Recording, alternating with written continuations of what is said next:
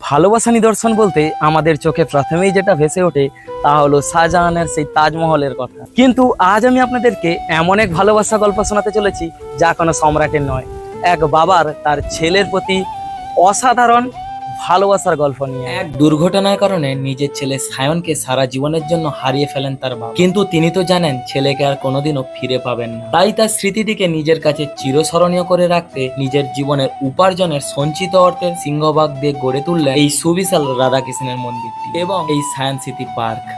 এই মন্দির, এই পার্ক শুধু একটি ইট পাথরের গাঁথুনি নয়, এখানে লুকিয়ে আছে এক বাবার ভাঙা হৃদয় ও অগাধ ভালোবাসা আর না বলা হাজারো কথা। নমস্কার, আমি রাজকুমার দাস।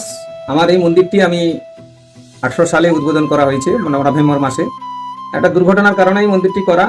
আমার বড় পুত্র একটা দুর্ঘটনাবশত আত্মহত্যা করে। তার আত্মার শান্তি কামনায় আমার এই মন্দির প্রতিষ্ঠা, যাতে সে তার আত্মা শান্তি থাকে, সেই লক্ষ্যেই মন্দিরটি তৈরি করা। প্রতিটি দিন যখন এই মন্দিরে পুজোর ঘন্টার ধ্বনি বাজে ও শিশুরা এই পার্কে খেলে বেড়ায়, তখন মনে হয় যেন সায়ন আজও বেঁচে আছে এই গ্রামের প্রতিটি ধূলিকণা।